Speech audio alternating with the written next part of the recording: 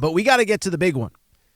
In Los Angeles, at Crypto.com Arena, the home, formerly of all these Lakers greats. Anyway, this is a terrible transition. The point I'm trying to make, 117-95 was the final score. I was going to say, the home of Wilt and the home of this, then I realized that they didn't actually play there. But the point I'm trying to make, long, illustrious history for the Los Angeles Lakers.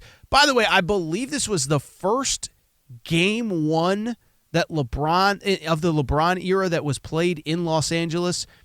Point I'm trying to make did not go well. The Minnesota Timberwolves, a 117-95 win. The crazy part was the Lakers were up by 7 after the first quarter, meaning that the Lakers were outscored by 29 points in the final 3 quarters. J-Mart, what'd you make of a Game 1 defeat for the Lakers, a Game 1 win for the Minnesota Timberwolves? Well, look, man, this is what's going to happen when LeBron doesn't play. Oh, wait, I was looking at the box score. He actually did play. No, that was Bronny you were thinking of. Bronny, I don't know. No, he hurt? I'm just thinking of how are you supposed to explain this, media? Like, how are you supposed to explain such a lackadaisical performance? It had to be because LeBron didn't play. Because Luka has to be the one to. Oh, he had 37. Yeah, this is a problem.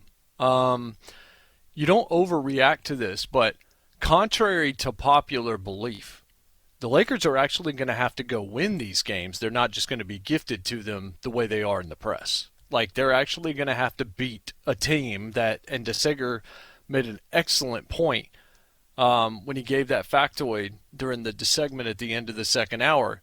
This is a team in the T-Wolves that's pretty hot. They were 18-4 in their last 22 games. And this is a team that was in the Western Conference Finals a year ago. This is a team that knows what they're doing. They've got a dude that has serious confidence in Anthony Edwards. And then they have Naz Reid, who seems to be super clutch, especially in these big kind of moments like this.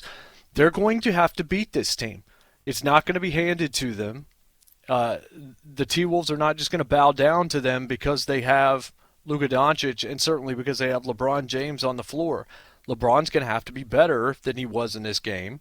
Doncic, if he gives you 37 every night, that's what you brought him there to do.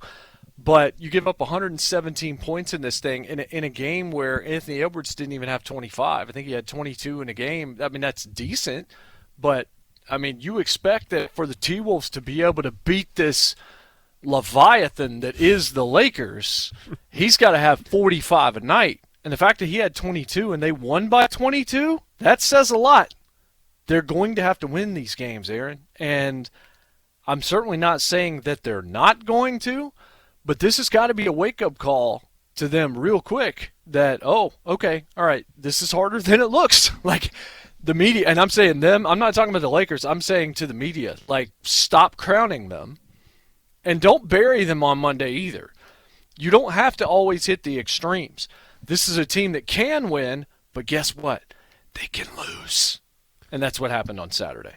Yeah, you and I joked when all this happened. I remember calling them the greatest dynasty that never was because everyone had just basically handed them the championship after they went like 2-0 after the Luka trade. But I think, to me, again, you don't want to overreact. Listen, I would still suspect that the Lakers would at least win this round. You don't want to overreact, but the counter to that is the issues that I think anybody who was really looking at this unbiasedly and not looking at it as somebody that was trying to, jack up their numbers by hyping up the Lakers, all those issues came into fruition on Saturday night. The truth of the matter was, the night the trade happened, you and I were on air, and we talked about, okay, well, you're going to have to score a lot more because the defense is going to be a lot different without Anthony Davis. Well, you give up 117 points. Then on top of that, and this was the part that I kept going back to, you have two superstars. One who basically were led to believe got traded because he is out of shape and not melted down, but he wore down is probably the right way to put it in the NBA Finals last year. Well, he was great, but are you going to be able to get 37 from him every night? Because listen, I'm not a professional athlete, okay, but I'm also not getting paid $30-40 million a year. Luka does not look in shape to me. Are you going to get 37 from him every night? We'll find out. But then LeBron James, listen, he's an all-time great. This isn't the night to, whatever. But at the same time, he's 40 years old. And I have seen it the last couple of years in the playoffs where he can look like peak LeBron for a half, for 2.5 quarters, maybe 3. But at some point, that age shows up. He's 40 years old, and it's hard to ask him game over game, week over week, month over month in the playoffs to be great every single night. And this has been my issue from day one with the Lakers.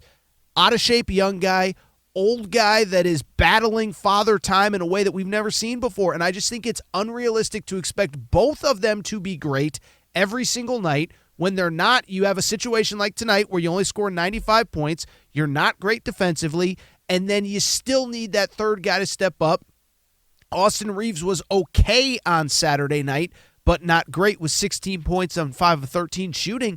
It's just like, you know what it almost reminds me of, J-Mart, is that first, remember the year that that KD got traded to the Suns, and like they played the Nuggets? That was the year the Nuggets won the title, but it was like the first like 3 games of that series, it was like KD and Booker both went for 40 every night, and they still lost it's like they don't have enough help around them. And that's what I feel like with the Lakers, is you need a great night from LeBron every night. You need a great night from Luka every night. And when you don't get it, every game is going to be up in the air. And even when you do get it, every game is going to be up in the air. They certainly didn't get a great performance from LeBron, and they are now trailing the Timberwolves 0-1 in that series. Yeah. And again, everything they do will be magnified in both directions. And I think you can take away multiple things. One being that this is a team that can win, and it's also a team that can lose. And a lot of it is going to hinge on these superstar performances. I mean, you just can't count on the role players, especially not on this team, because they're just not that good. Or they're very, very young. And so you can't trust them yet in these moments. And so you look at the T-Wolves. I mean, the T-Wolves are coming off a Western Conference Finals run last year. So they know what it's like to be in this situation. The larger point is this. If they win a championship, they're going to have to go through about 7 weeks of this. Yep. They're going to have to go through like 6.5, 7 weeks, because the NBA Finals, I'm sure, starts, I don't know, somewhere probably around like June 7th, June 8th. I'll have to look it up. But somewhere in June. So, and we know this because we've heard this said by every legend in this game. Playoff basketball is a different animal in terms of what it takes, the fatigue on your body, the physicality involved. Everything surrounding playoff basketball is just completely different, and it wears on you. And you're talking about one dude that's 40 and another dude that's not in perfect, not certainly in ideal conditioning. And you're counting on those guys to get you there. Can it happen? Yes. But there's a reason why you and I have been skeptical from moment one and said, you know, this is not a championship contender this year when that trade was made. I still don't believe that it is. I think that this team is not built around its superstar right now. It's still built around LeBron James. It was built around him and to a lesser extent Anthony Davis. Problem was Anthony Davis was built to work with LeBron James and to do those things, blocking shots, getting rebounds, getting putbacks, all of those kinds of things, and certainly being a very solid defensive player on the inside. And you just don't have the same thing. And you look at all of this, I'm not going to say the T-Wolves are going to win the series, but if they do, no one should be surprised. The media may act like this is the sky's falling, but this is more what should have happened. This is more honestly what you should have expected after this trade to happen, because this T-Wolves team, they have a lot of pride, they have a lot of moxie, they have guys that make big shots and guys that went on deep playoff runs either there or elsewhere last year, and they're ready for this moment. And I think that they've kind of been pushed to the side like they don't matter entering this year, or entering this playoffs. Like this isn't a team that's coming in being talked about all season long, and that's perfect for them because Edwards, I think, does his best work when people aren't really paying attention around him, because he's that kind of player. He's that special. And even on a night when he got knocked out after a hard fall in the third quarter and only had 22, 23 points in the game, they absolutely dominated this thing on the road. This has got to be a little bit frightening for Lakers fans to look at this and say, man, what went wrong here and how can we fix it? Because there's a lot of things that I'm not sure are on your roster to be able to fix. Great point by you. Anthony Edwards finishes with a very solid but not spectacular 22 points. And again, the defensive concerns. Jaden McDaniels, don't want to mess that one up again. Jaden McDaniels Averaged 12 during the regular season, has 25 on Saturday in Game 1. Also on top of that, Naz Reid, who averaged 14 a game, had 23. So we will see what happens. Game 2 in this series not until Tuesday. By the way, for the conspiracy theorists who believe that everything favors LeBron and the Lakers, they get the extra day off before they take the court again. Game 2 will be Tuesday night.